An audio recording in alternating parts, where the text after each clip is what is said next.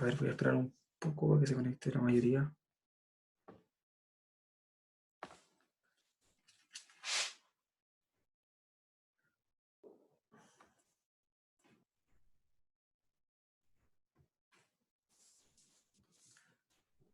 Habían como veintitantas personas, así que voy a esperar un poquito yo.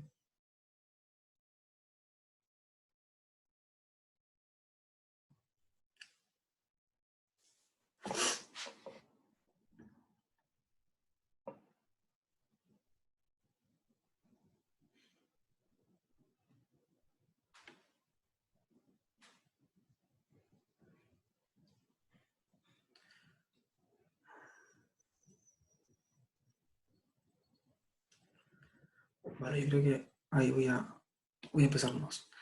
Bueno, como les decía cuando se cortó, era de que tienen que calcular los datos anómalos cada vez que le aparece uno. O sea, calcular el volumen, el valor mínimo, percentil 25, 50, 75, valor máximo, y luego el IQR. Y así, el límite inferior y superior, y analizar de nuevo si es que se elimina, hasta que no les quede ninguno.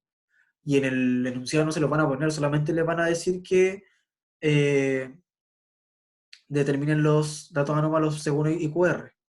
Entonces, tienen que saber eso que siempre, todo el rato. Y aquí pasaba esto especial que se mantenía, o sea, este valor estaba justo. Y claro, ahora vamos a mover esto de nuevo. Esto acá, lo voy a poner rápidamente aquí. Este de aquí, que son los que me quedaron. Y ahí estarían esos.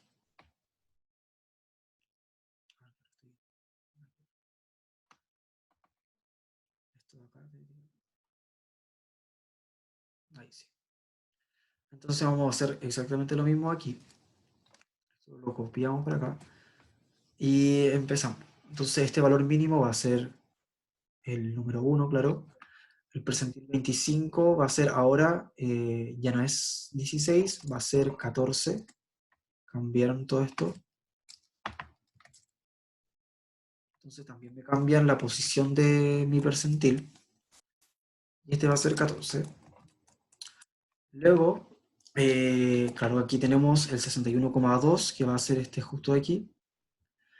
El percentil 25 va a ser 3,75. Entonces, eso también cambia. Va a ser el número 3 por 0,25, porque está más cercano al 4 en realidad. Entonces el valor 4 le vamos a poner 0,75. Aquí sale 7,5, así que va a ser un promedio de 7,8. Y este va a ser el número 11 por 0,75 más el número 12 por 0,25. Y este valor va a ser el máximo.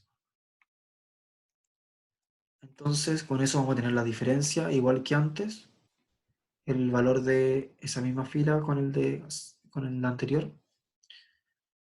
Y con eso vamos a tener el IQR. El IQR se calcula automáticamente y esto igual. Entonces, con esto, si se fijan, el límite inferior ahora es más arriba que el 61,2, o sea que también tendríamos que eliminarlo. Y eso en general les va a pasar. O sea, si es que un valor les queda demasiado cercano al límite inferior, no lo van a poder eliminar en ese método, pero, o sea, en ese criterio, pero sí, una vez aplicado nuevamente, se va a eliminar. ¿Ya? Entonces, para que tengan ojo, porque si les pasa y no lo llegan a eliminar, o sea, lo dejan hasta ahí, va a estar malo. ¿Ya? Entonces, ahora que hay que hacer lo mismo, otra vez, y ver si es que hay datos anómalos. Y claro, por ejemplo, esto puede ser súper tedioso de repente, porque la tarea, bueno, el semestre, el año pasado, hace exactamente un año, la tarea 1 eran 5 sets de datos, como millones de datos por cada set de datos, y tenían que sacar como 8 veces cada criterio de datos anómalos por cada un set de datos. O sea, hicieron como 40 veces este método. Entonces, sí, es horrible, pero hay que hacerlo, es necesario. Y, vale, esto lo hacemos de nuevo por acá. Bueno,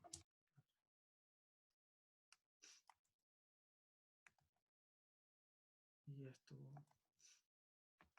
ahí. Y esto lo mismo, la misma idea. Entonces ahora nos cambian nuestros valores de aquí. Disculpa, ¿podría demorarte un poco ahí? Quiero ver bien cómo sacar la Ah, ya, posición. ya. En este, lo que pasa es que cambia la posición es que aquí cambia el valor de datos máximo, o sea, el valor de datos totales. Ahora va a ser 13. Entonces, eso es lo que reemplazamos acá. Antes eran, al principio eran 16, luego eran 14 tal como está ahora, y ahora, claro, tenemos que cambiarlo a 13 porque ya tenemos 13 datos. Gracias. ¿Vale? Y aquí este queda en 13. Eh, entonces, claro, este valor se queda aquí como está, el 66,2. Ahora da 3,5 en esta parte, entonces nos ponemos promedio de estos dos valores. Aquí este da 7, así que justamente el valor 7. Este es promedio de el valor 10 y el valor 11, que da 10,5. Y este es el valor 13. Entonces aquí se calcula automáticamente el IQR, porque se reemplazan los datos, y se calculan también los límites inferior y superior. Entonces, revisamos nuevamente que si se está incumpliendo uno de los dos límites y vemos que para el límite inferior ya no hay ningún dato más pequeño y para el límite superior ya no hay ningún dato más grande. Entonces, nos quedamos con estos datos que tenemos y decimos que el resto de los datos son anómalos. Importante poner acá como datos anómalos. Sería entonces 57,2, el 61,2 y el 80,7. ¿Ya? Y esto ahora, claro, tenemos que, como dice la pregunta 3, o sea, la C, que si es que habían datos anómalos, había que hacer el boxplot de nuevo. Es importante que en el boxplot también tiene que considerar los datos anómalos como puntos, ¿vale? Porque simplemente como para saber que están, que existen. Entonces, eso también es importante porque yo me acuerdo que para mi certamen, ese fue un error que yo tuve, que se me olvidó solamente dibujar un punto, una tontera, pero que es parte de la representatividad, ¿ya? Entonces, lo que hacemos de nuevo es graficar esto aquí en columnas agrupadas, apiladas, cambiar fila, columna, y nos queda así. Entonces, esta parte borramos sin relleno y sin línea. Esta parte igual, sin relleno y sin línea. Aquí, en esta parte seleccionada eso, a ver, aquí, barra de error, más opciones. Como era la parte de abajo, dijimos que le íbamos a poner menos y personalizado. A ver, aquí voy a bajar un poquito. Eh, especificar valor. Y como era también el de abajo, le ponemos negativo y seleccionamos el valor que sale acá, que sería la diferencia entre el percentil 25 y el valor mínimo. Entonces ahí le damos y va a tener eso. Y ahora con esto hacemos lo mismo de quitarle el borde y el relleno. Pero ahora con esta parte de acá es la que le agregamos, a ver, no sé qué salió, ahí, agregamos la barra de error, más opciones, y lo mismo, ahora con más, personalizado, especificar valor, y ahora es en positivo,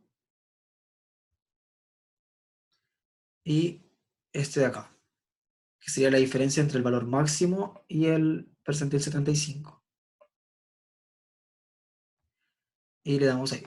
Y ahí nos queda nuestro boxplot, ¿vale? Entonces vamos a tener ambos. Ahí se me quería hacer eso. Vamos a tener ambos boxplot, pero tenemos que tenerlos con el mismo eje. Por lo mismo que yo le había dicho al principio, de que necesitamos compararlo bajo el mismo criterio. Entonces, este está desde 50 hasta 85. Estaría así. Y algo más que tenemos que agregar en este boxplot, que es justamente lo que le decía antes de hacerlo, era que tenemos que agregar estos datos anómalos. ¿Vale? Una cosa que se puede hacer, voy a intentar a ver si se hacía así, era que ponía seleccionar datos, agregar, y agregaba estos datos. Así. Voy a ver si funciona. La verdad que no me acuerdo si era así.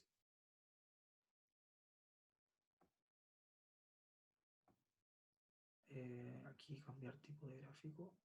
Y creo que era. em,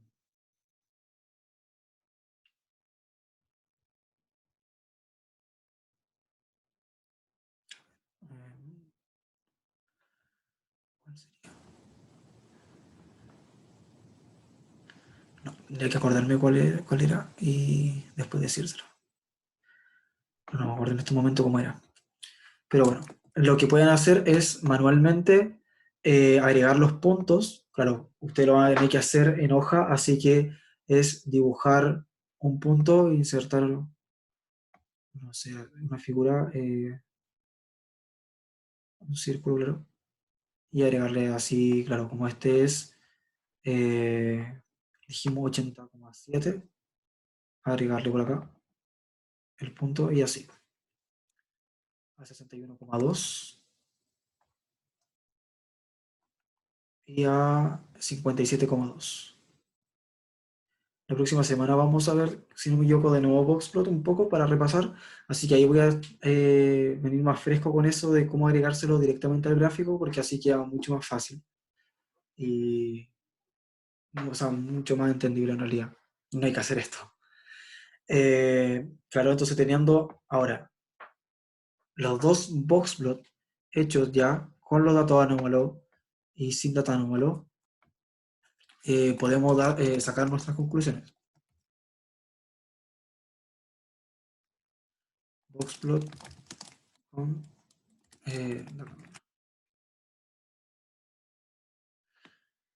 Entonces, aquí podemos ver que en realidad el 50% de los datos se encuentra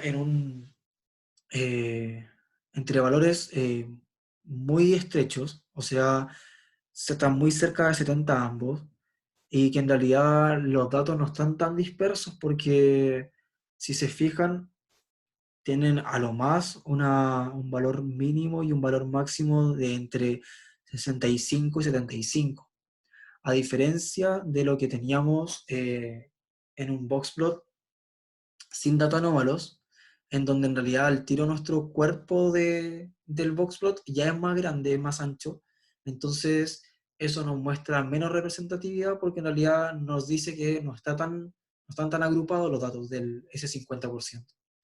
Y en lo mismo con los bigotes, o sea, tenemos bueno, tanto en el inferior como el superior en realidad están súper lejanos del centro, entonces esos 25% inferiores y 25% superiores eh, pueden estar súper dispersos en un rango muy amplio. En cambio, en esta parte tenemos solamente este rango donde se mueve ese 25% y ese rango donde se mueve el otro 25%. Entonces, mucho más representativo. ¿Ya? Por eso es que es importante buscar los datos anómalos. ¿Hay alguna duda con este ejercicio? ¿Algo que no hayan entendido, que quieran que repita? No sé. Si no, pasamos al siguiente. A ver. El ejercicio 2 es de índices de localización y de dispersión. Y dice, la bomba de una planta que opera 5 horas seguidas está presentando problemas intermitentes en la fuerza que bombea el flujo, bajos niveles de caudal. Para, para identificar el problema, se instaló una alarma que se activa cada vez que el caudal desciende. La siguiente tabla muestra las veces que la alarma se activó durante una jornada. De la tabla de las alarmas y dice primero calcule la media, la moda y la mediana para datos agrupados. No sé si alguien me puede confirmar que el profe le haya dicho efectivamente que la moda para datos agrupados no era importante. Sí, dijo que no era importante. Ya, bacán. Sí, porque aquí, bueno, lo puso el Felipe en realidad esa pregunta, pero yo siempre la saco, porque en realidad eso es lo mismo que dice el profe. No tiene sentido en realidad, porque si no conocemos los datos, por ejemplo, en esta tabla tenemos ya, eh, tenemos que en la clase 3 hay 4 datos y en la clase 5 también hay 5. Y en realidad, si es que esto tiene un comportamiento normal, lo más probable es que esté en la clase 3 la moda. Según los cálculos, también debe dar como en la clase 3. Pero perfectamente puede ser que en la clase 3 esté 2,1, 2,2, 2,3 y 2,4. Ningún dato se repita. En cambio, en la clase 4 puede que sean los 5 datos, sean 3,5. O si no, pueden que en ambas clases, en la 3 y en la 4, no haya ningún dato que se repita, y en alguna de las otras 3, que son de solamente 2 datos, ambos sean iguales y la moda va a ser ese dato. Entonces, por eso es que en realidad no tiene ningún sentido hacer esa estimación de la moda, porque no podemos saber con ciencia cierta cuáles van a ser los datos. ¿Ya? Entonces, lo primero que tenemos que hacer va a ser construir nuestra tabla de frecuencia. Aquí tengo, están viendo el Excel, ¿cierto? Sí. Ya. Entonces vamos a tener el número de clase, que vamos a tener las 5 clases acá. Dijimos que tenemos que tener el límite inferior y límite superior de cada clase, y la marca de clase que va a ser el promedio. El límite inferior va a ser, como ahí tenemos en la clase 0 y 1, 1 y 2, 2 y 3, 3 y 4, 4 y 5. ¿Vale? En realidad, aquí, ahora que me fijo, porque esto yo lo copié solamente de lo que estaba aquí, pero esto está mal puesto. Porque en realidad debiese hacer los paréntesis al revés. Eso quiere decir que el límite superior es el que no se incluye. No sé si se acuerdan de eso, de que cuando eran corchetes es que se incluyen y cuando era paréntesis era que no se incluye. Entonces debiesen ser al revés, ¿vale? Y también tienen que recordar eso de que el límite superior, este valor de acá, no está incluido en los datos. O sea que tiene que ser mayor que el valor máximo de sus datos dispersos. Ya, sabiendo eso, entonces aquí la marca de clase es el promedio de ambos datos. Y así para abajo. Y bueno, acá lo que tenemos que hacer es completar. Esto, acuérdense que esto era muy importante, que teníamos que sumar estos datos acá y nos tenían que dar lo mismo que la frecuencia absoluta acumulada. Aunque lo sumen ustedes en su mente y de lo igual, tienen que ponerlo porque es parte de la tabla, ¿ya? igual con el NI, que es la frecuencia relativa. Tienen que calcularla, que si se acuerdan era la frecuencia absoluta dividida por el número de datos. Ahí, ahí sí. Esto lo vamos a poner en porcentaje y lo vamos a poner ahí. Y la frecuencia relativa acumulada. Esto, bueno, dijimos que lo teníamos que sumar. Ahí nos da 100%. Y este va a ser este de acá al lado. Y este va a ser este más ese de acá. Y ahí va a quedar. ¿Vale? Entonces tenemos que demostrar que estos dos quedan iguales. Con eso tenemos nuestra tabla de frecuencia. Y ahora nos piden calcular la media y la mediana. ¿Alguien se acuerda cómo calcular la media cuando era una tabla de frecuencia? Si me pueden decir.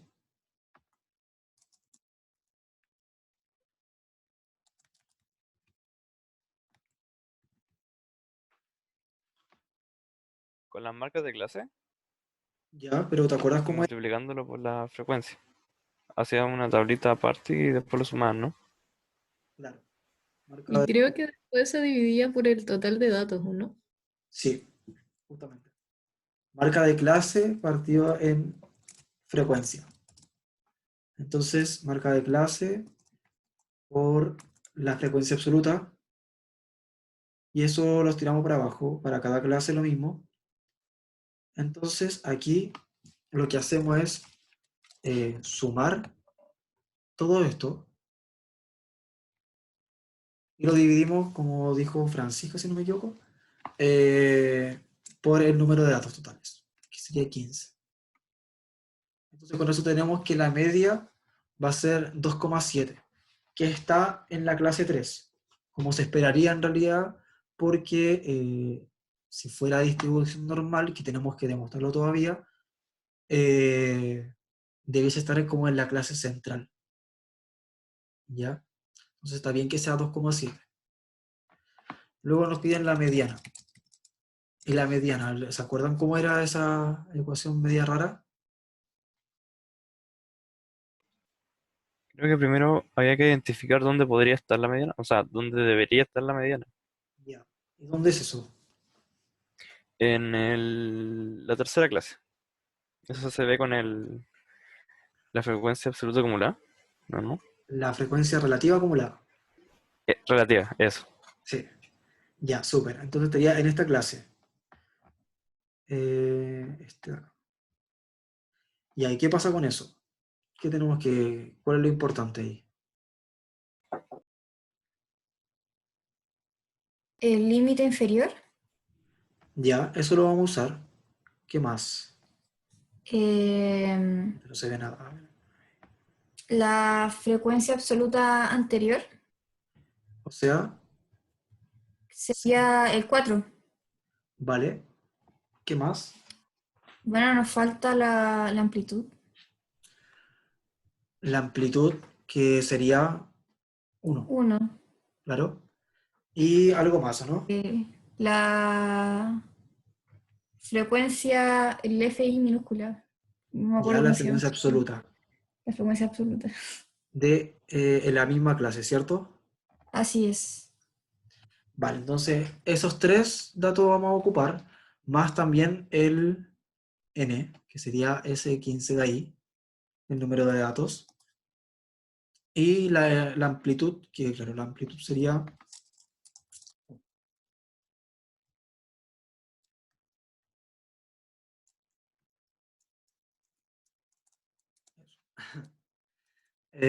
entonces, esta parte, alguien que me dicte cómo sería en la mediana, que se pone primero, El límite inferior ya, se suma con eh, la amplitud dividida en la frecuencia y eso se multiplica por un paréntesis ya, y el paréntesis tiene el número total de datos dividido en 2, menos la frecuencia relativa. La frecuencia absoluta acumulada. Eso. Esta es frecuencia absoluta, absoluta acumulada, relativa y relativa acumulada. ¿Ya? Pero eso, súper bien. Gracias. Entonces, esa sería la mediana y nos da 2,875. ¿Ya? Nosotros ya con estos dos datos podemos suponer, o sea, más que suponer, podemos saber cómo va a ser el comportamiento en el histograma. Deberíamos ya saberlo, porque si se acuerdan del resumen, ahí mostraba que según si era sesgado a la izquierda, sesgado a la derecha, o si era un comportamiento normal, iba a tener cierta forma y iba a tener también cierto comportamiento respecto a la media es mayor que la mediana y mayor que la moda, o al revés, ¿vale? Entonces, si bien estos son parecidos estos valores, tienen que acordar, o sea, tienen que fijarse que estamos entre un intervalo de 0 y 5. O sea que en realidad es súper pequeño la diferencia de los datos. Entonces, esta, entre comillas, diferencia de valores que hay acá, sí es significante. O sea, podríamos decir que la media sí es mayor que la, o sea, perdón, que la mediana sí es mayor que la media. ¿Ya? Y si se fijan, a ver si puedo compartirle de nuevo el resumen. Sabéis que cuando es sesgado a la izquierda, justamente la mediana es mayor que la media, ¿vale? Entonces, ahora, graficando, haciendo el histograma de la tabla de frecuencia, deberíamos obtener algo muy semejante a esto. Y ahí ahora lo vamos a comprobar. A ver, volviendo de nuevo a esta. Y a ver si terminamos la pregunta antes de continuar con el histograma. Bueno, el histograma es la última pregunta. Vamos a hacer la B, que dice calcule la varianza y la desviación estándar ya de la tabla de frecuencia. Ahí falta un tilde. Ya. Según el mismo, el resumen, voy a volver de nuevo al resumen. Tenemos aquí datos agrupados. Primero que todo, ¿es muestra o es población? Dígame usted. Muestra. ¿Por qué? Primero son poquitos datos y segundo, yo puedo tener más mediciones de alarmas como durante un año, Claro, no sé. claro. De hecho, como que en el mismo enunciado igual como que da a entender eso, ¿cierto? Que es como una muestra de... Que al final como que tomamos eso por un día, si no me equivoco, decía el enunciado. Bien, al final es eso. Entonces sería una muestra por ambas justificaciones que dijo Francisca. Entonces sería n-1, ¿ya? Tenemos que ocupar esto que sale acá. Marca de clase menos promedio. Todo esto al cuadrado. Luego lo multiplicamos por la frecuencia absoluta de cada clase. O sea, vamos a ir sumando por separado. Y luego todo ese total lo dividimos por la cantidad total de datos menos 1. Entonces, a ver, volviendo al Excel de nuevo, tenemos una nueva columna que va a ser marca de clase menos promedio, media. Entonces, vamos a tener esta marca de clase menos esta media que está acá. Y así para abajo. Ahí. Ahí. Luego vamos a tener lo mismo en marca de clase menos media. Y esto elevado a 2. Entonces ahora esto elevado a 2. Y vamos a tener eso. Sale acá. Y ahí lo elevamos a 2.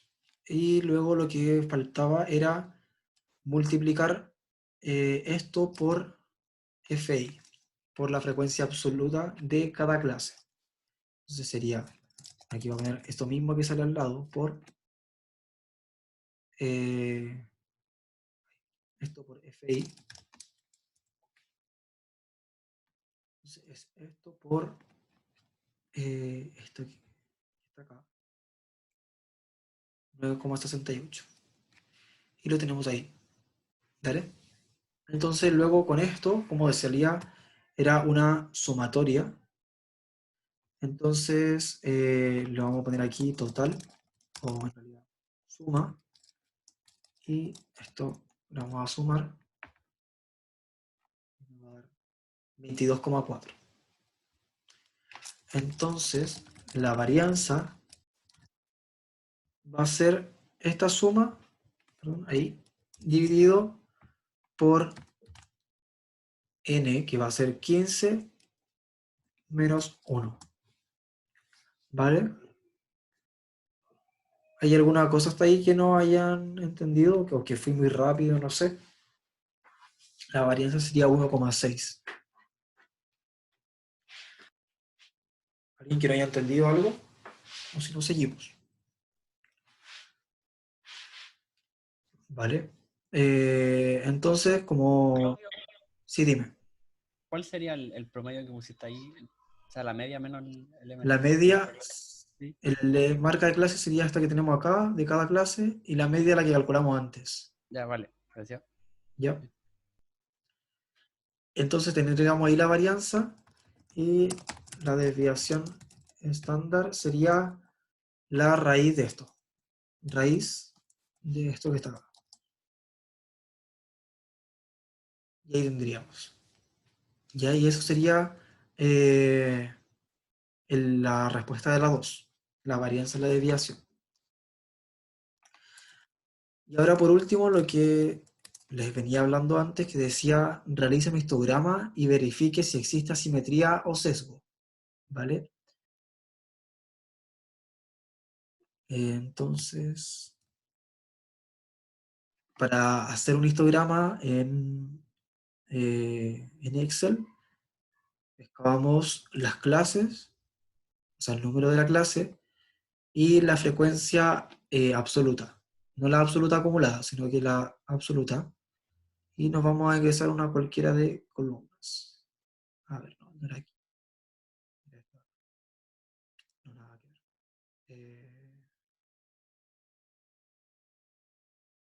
No sé por qué me parece así en realidad. Bueno, creo que al final se seleccionaba solamente uno. Bueno, ahí, sí, en realidad porque me aparece abajo el número. Eso sería aquí, la tabla de frecuencia. Ahí. Ahí. La tabla de frecuencia quedaría así. Y si pueden ver, claro, no se ve tan igual como el secado a la izquierda que teníamos en el resumen, pero en realidad igual sí, porque tendríamos esta parte levantada más hacia el lado derecho. Entonces el vacío está justamente acá al lado izquierdo y cumpliría con cómo se debiese ver el histograma de un secado a la izquierda, y también cumple y o sea, fue correcto estimar que va a ser justamente así según nuestras mediciones de la media y de la mediana. ¿Vale? Con eso terminaríamos la ayudantía. Quedamos, bueno, medio justo por lo del Zoom, porque ya se me corta en nada. Así que, ¿tienen alguna duda, algo? O no sé, algo que haya quedado en duda con la semana pasada, porque igual es bueno ir resolviéndolo al tiro. Yo tengo una duda. Sí, Es que en la ecuación del percentil, ya. eh, la X, como es la posición, pero como qué posición te refieres. Ya, mira, aquí en este ejercicio, a lo que me refiero con posición es al número. ¿Cachai? Este, por ejemplo, es el número 1. O sea, el número de la posición 1. Porque es el primero. Y así va. Posición 2, No, posición... me refiero así como en la ecuación, o sea, en la fórmula. Ah, ya, es que la X en realidad no hace nada, es solamente una forma de decir que es como X se representa como número y que lo que está abajo es la posición. O sea, Ah, ya. no tiene como ningún significado en realidad como numérico, como que se tenga que reemplazar o algo. Es solamente Ah, para, ya. ¿vale? Ya, gracias. Ujú. ¿Alguna otra duda? Yo tengo una duda. Sí, dime. ¿Para qué sirve la diferencia que está ahí en ese Excel? La diferencia era como para poder graficarlo, porque lo hacíamos desde acá. Porque si nosotros, por ejemplo, tomamos estos valores y lo graficamos así como lo había dicho yo, de cambiar esto así, le da diferente, ¿cachai? Aquí te da como 350, porque al final este dato lo va sumando uno encima del otro. Entonces al principio da 57, luego da como 120 y acá da 190 aproximadamente y así. En cambio aquí, Ah, ya, ya. si nosotros tomamos la diferencia, este 57,2 representa el número que nosotros como a cuánto eleva el valor mínimo. O sea, Sí, este va a ser nuestro piso. Y sí, ya luego te cacho. representa cada sección. Esto representa el ancho del primer bigote, el ancho de la primera caja, la segunda caja y el segundo bigote. Ya, ya, gracias, muchas gracias. Ujú. ¿Alguna otra duda? Así como para estar terminando. Yo esto lo voy a subir ahora, terminando ahora, sí o sí subo el enunciado. Y esto todavía no, porque en realidad todavía no hace la ayudantía Felipe. Cuando él la haga, lo subo. Y lo de los videos, como yo ya les dije, lo estoy intentando resolver. Ahora creo que este va a ser más fácil porque como son 2 sesiones, me va a quedar videos de 40 minutos. Así que va a ser mucho más, o sea, menos pesado y menos largo. Así que creo que estos se van a subir al tiro.